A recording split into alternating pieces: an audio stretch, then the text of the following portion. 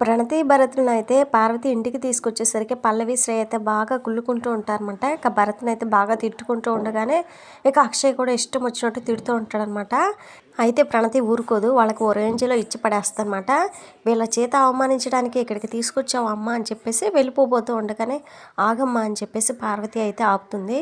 రేయ్ అక్షయ్, అన్నీ తెలిసి నువ్వు కూడా అర్థం లేకుండా మాట్లాడతావేంట్రా? భరత్ గురించి తప్ప నీ చెల్లెలి గురించి, తన జీవితం గురించి ఆలోచించవా అని చెప్పేసి పార్వతి అయితే అక్షయ్‌ని అయితే తిడతదనమాట. ఇంతలో భానుమతి కూడా అర్థం చేసుకుంటే అయిపోయేదానికి ఎందుకురా ఈ గొడవలన్నీ అని చెప్పేసి సలహా ఇస్తుందనమాట. చూడమ్మా, మిమ్మల్ని తీసుకొచ్చింది వీళ్ళు కాదు, నేను తీసుకొచ్చాను. నేనేమైనా అంటే మీరు బాధపడాలని చెప్పేసి ప్రణతితో పార్వతి అయితే అంటదనమాట. వీళ్ళు నూతన దంపతులుగా ఇంట్లో అడుగు పెడుతున్నారు. శ్రేయ వెళ్ళి హారతి తీసుకురమ్మా అని చెప్పేసి పార్వతి చెప్పగానే ఆ పని వేరే ఎవరికైనా చెప్పండి అత్తయ్య అని చెప్పేసి పొగరుగా సమాధానం చెప్తుందనమాట శ్రేయ. పల్లవి నువ్వైనా వెళ్ళి హారతి తీసుకురా అని చెప్పేసి అనగానే తీసుకొచ్చింది మీరు, నేను కాదని చెప్పేసి పల్లవి కూడా వెళ్ళిపోద్దనమాట. పార్వతి ఉండు నేను తీసుకొస్తా అని చెప్పేసి భానుమతి వెళ్ళిపోతూ ఉండగానే ఆగున్నానమ్మా మేము వెళ్ళి తీసుకొస్తా అని చెప్పేసి కామశేఖర్ అయితే అంటారు.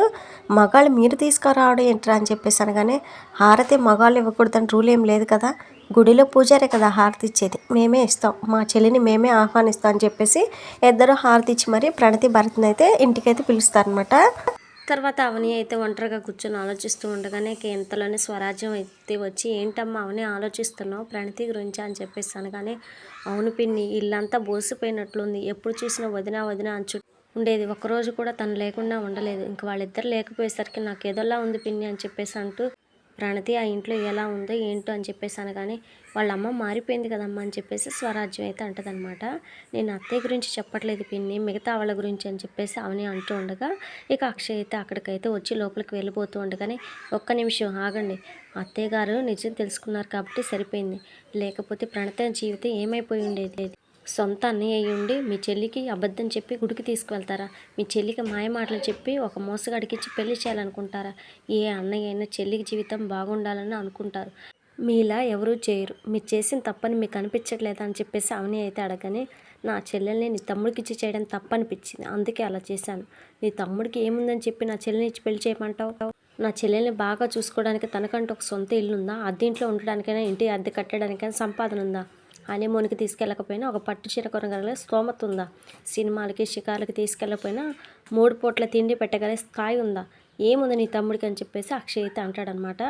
నా తమ్ముడికి ఏమీ లేదని చెప్పి మీ చెల్లెల్ని పచ్చి మోసగాడికి ఇచ్చి పెళ్లి చేయాలనుకుంటారా అని చెప్పేసి అనగానే నీ తమ్ముడు తప్పు చేయలేదని నిరూపించావు, కానీ మంచివాడు గొప్పవాడని చెప్పడానికి నీ దగ్గర ఏమైనా సర్టిఫికేట్ ఉందా? నా చెల్లెల్ని పోషించలేని వాడికన్నా తనకి ఏ లోటు రాకుండా చూసుకునే ఫ్రాడ్ క్యారెక్టర్ బెటర్ కదా అని చెప్పేసి అక్షయ్ అయితే అంటాడనమాట. రే, భరత్కి ఏమీ లేదనుకున్నవాడివి ప్రణతిని భరత్కి ఇచ్చి పెళ్లి చేస్తానని ఎందుకు చెప్పావు అని చెప్పేసి అనగానే నాకు ఇష్టం లేదని చెప్తే మీరు వినే మనుషులు కాదు కదా, అందుకే అలా అబద్ధం చెప్పానని చెప్పేసి అక్షయ్ అయితే అంటాడనమాట.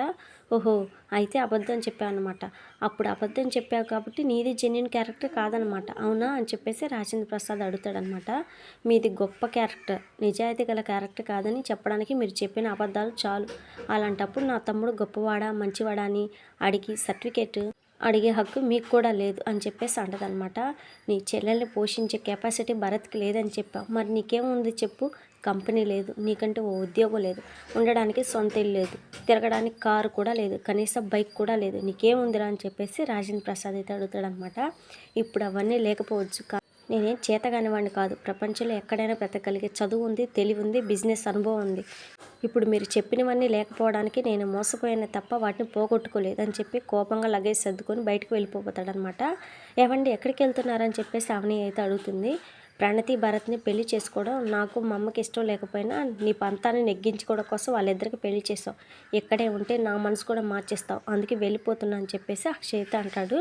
అంటే నేను నా పంతాన్ని నెగ్గించుకోగలను, మిమ్మల్ని మార్చేసి నా వైపు తిప్పేసుకోగలనని మీరు వెళ్ళిపోతున్నారు అనమాట అని చెప్పేసి అడిగేసరికి అవును అని చెప్పేసి అక్షయ్ అయితే అంటాడనమాట.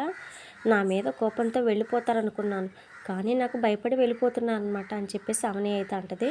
నేను నీకేం భయపడవేంటి అని చెప్పేసి అంటాడు. నేను మిమ్మల్ని మార్చేయగలనని మీరే అన్నారు కదా, అంటే అది భయమే కదా, ప్రపంచంలో ఎక్కడైనా బ్రతకగలను, ఎలాగైనా బ్రతకగలను అని చెప్పిన మీరు ఒక ఆడదానికి భయపడుతున్నారంటే అది సిగ్గుపడాల్సిన విషయం అని మీకు అనిపించడం లేదనమాట.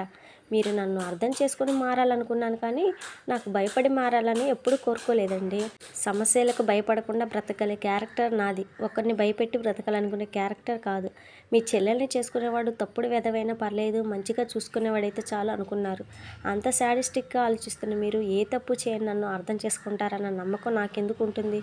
తెలివైన వాడిని అని చెప్పుకుంటున్న మీరు చెల్లెల జీవితం గురించి, భార్య జీవితం గురించి అంతా ఆలోచించలేని పరిస్థితిలో ఉన్నారంటే మీది తెలివి అనుకోవాలా లేక మూర్ఖత్వం అనుకోవాలా అని చెప్పేసి తిడుతుందనమాట. అనుమానమే లేదమ్మా, 100% మూర్ఖత్వమే.